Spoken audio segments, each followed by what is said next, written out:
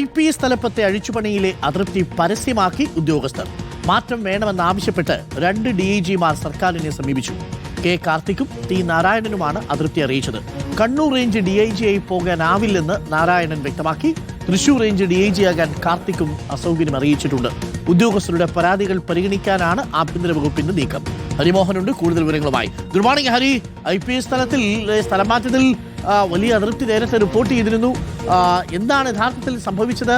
ഈ അതൃപ്തിക്കിടയാക്കിയ സാഹചര്യം എന്താണ് ഹരി?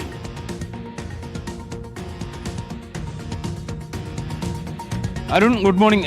ഇതിൽ IASകാരുടെ സ്ഥലം മാറ്റം ആദ്യം വന്നു. 49 പേരുടെ സ്ഥലം മാറ്റം വലിയ തോതിൽ നടന്നു. പക്ഷേ അതിനെതിരെ കാര്യമായ ആക്ഷേപങ്ങളൊന്നും തന്നെ വന്നിരുന്നില്ല. പക്ഷേ IPSകാരുടെ സ്ഥലം മാറ്റം അത് വൈകിയാണ് നടപ്പിലാക്കിയതെങ്കിൽ പോലും അത് പാളിയോ എന്നുള്ളൊരു സംശയമാണ് ഇപ്പോൾ വിവിധ കോണുകളിൽ നിന്ന് വരുന്നത്. പ്രത്യേകിച്ച് സേനയ്ക്കുള്ളിൽ തന്നെ അങ്ങനെ ഒരു സംസാരമുണ്ട്. പ്രത്യേകിച്ച് ഉദ്യോഗസ്ഥർക്കിടയിൽ കടുത്ത അതൃപ്തിയും ഉയരുന്നുണ്ട്. അതായത് പല നിയമനങ്ങളും അതിൽ മുതിർന്ന, അതായത് കേഡർ തസ്തികയിൽ വരെ മുതിർന്ന IPS ഉദ്യോഗസ്ഥരെ തഴഞ്ഞുകൊണ്ടാണ് ചില നിയമനങ്ങൾ നടന്നതെന്നുള്ളതാണ് ആക്ഷേപം. അതുകൊണ്ട് തന്നെ പലരും പല സ്ഥാനങ്ങളിലേക്കും പല നിയമനങ്ങളിലേക്കും പോകാനുള്ള ഒരു മടി പ്രകടിപ്പിക്കുന്നുണ്ട്. അതിൽ ഏറ്റവും പ്രധാനപ്പെട്ട കാര്യമെന്ന് പറയുന്നത് തിരുവനന്തപുരം സിറ്റി പോലീസ് കമ്മീഷണർ സ്ഥാനത്ത് നിന്ന് തൃശൂർ റേഞ്ച് DIGയായി സ്ഥലം മാറ്റം കിട്ടിയ കാർത്തിക്ക് പോകാൻ ഒരു അസൗകര്യം അറിയിച്ചിട്ടുണ്ട്.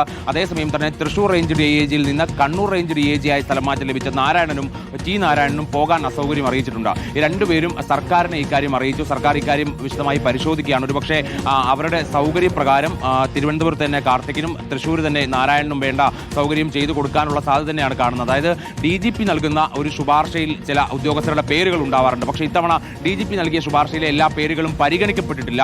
DGP നൽകാത്ത പേരുകളാണ് ഇത്തവണ പരിഗണിക്കപ്പെട്ടത് എന്നുള്ളൊരു ആക്ഷേപം വ്യാപകമായിട്ട് ഉയരുന്നുണ്ട്. അതായത് സീനിയർ IPS ഉദ്യോഗസ്ഥരെ ജൂനിയർ IPS ഉദ്യോഗസ്ഥരുടെ താഴെ വെച്ചു എന്നതടക്കമുള്ള ആരോപണങ്ങളുണ്ട്. അതായത് ഷൗക്കത്ത് അലിയുടെ താഴെ DCP ആയി തപൻ സിംഗ് എന്ന സീനിയർ IPS ഉദ്യോഗസ്ഥരെ വെച്ചു എന്നുള്ളൊരു ആക്ഷേപം ഉയർന്നു വരുന്നുണ്ട്. ഒപ്പം തന്നെ DIG ഗ്രേഡ് തസ്തികയിലുള്ള മെറിൻ ജോസഫിനെ കോഴിക്കോട് റൂറൽ പോലീസ് മേധാവിയാക്കി മാറ്റുകയും കമ്മീഷണറാക്കി ഷൗക്കത്ത് അലിയെ വെക്കുകയും ചെയ്തു. അതൊരു രാഷ്ട്രീയ തീരുമാനമാണ് എന്നുള്ള ആരോപണമാണ് സേനയ്ക്കുള്ളിൽ ഉയർന്നു വരുന്നത്. അതേസമയം തന്നെ ഉത്തരമേഖല IG ഇതേവരെ തീരുമാനിച്ചിട്ടില്ല. അതായത് ഉത്തരമേഖലയിൽ ഉണ്ടായിരുന്ന ഉദ്യോഗസ്ഥൻ കേന്ദ്ര ഡെപ്യൂട്ടേഷനിലേക്ക് പോയപ്പോൾ അവിടെ ഒഴിവ് വന്നിരുന്നു. നേരത്തെ തന്നെ അതിൽ ഒഴിവ് വന്നതാണ്. പക്ഷേ അവിടെ ഒരു പുതിയ ഉദ്യോഗസ്ഥനെ നിയമിക്കാൻ തയ്യാറായിട്ടില്ല സർക്കാർ എന്നുള്ളതാണ്. അത് ആര് വരുമെന്നുള്ളതാണ് ഏറ്റവും പ്രധാനപ്പെട്ട ചോദ്യം. മാത്രമല്ല ഇതിനകത്ത് ദക്ഷിണ മേഖല IG ആയിട്ട് വർഷങ്ങളായി, അതായത് LDF സർക്കാരിന്റെ കാലം മുതൽക്ക് തന്നെ വർഷങ്ങളായി തുടരുന്ന ഉദ്യോഗസ്ഥനാണ് സ്പർജൻ കുമാർ. സ്പർജൻ കുമാറിനെ ആ തസ്തികയിൽ നിന്ന് മാറ്റി പുതിയ ആളുകൾക്ക്, അതായത് ഈ തസ്തികയിലേക്ക് IG തസ്തികയിലുള്ള പുതിയ ആളുകൾക്ക് ആ പോസ്റ്റ് കൊടുക്കണം എന്നുള്ള ഒരു ആവശ്യം നേരത്തെ തന്നെ ഉയർന്നു വന്നിരുന്നു. പക്ഷേ ആ സ്പർജൻ കുമാറിനെ തൊടാനേ സർക്കാർ തയ്യാറായില്ല എന്നുള്ളതാണ് ഉയരുന്ന മറ്റൊരു ആരോപണം. മാത്രമല്ല ഇതിനകത്ത് സംസ്ഥാന പോലീസ് മേധാവി ആഭ്യന്തരമന്ത്രിയെ നാളെ കാണുന്നു എന്നുള്ളൊരു പ്രത്യേകത കൂടിയുണ്ട്. അതായത് IPS തലപ്പത്തെ അഴിച്ചുപണിയിലൊക്കെ അതൃപ്തി പരസ്യമാക്കിക്കൊണ്ട് ഒരു സംസ്ഥാന പോലീസ് മേധാവി ആഭ്യന്തരമന്ത്രിയെ കാണുന്നു എന്നുള്ളത് വളരെ പ്രധാനപ്പെട്ട ശ്രദ്ധേയമായിട്ടുള്ള കാര്യം കൂടിയാണ്. ഓക്കെ, താങ്ക് യു ഹരിയാണ് വിവരങ്ങൾ നൽകിയത്. അപ്പോൾ അതൃപ്തി പലർക്കും ഉണ്ട് എന്നുള്ളതാണ്.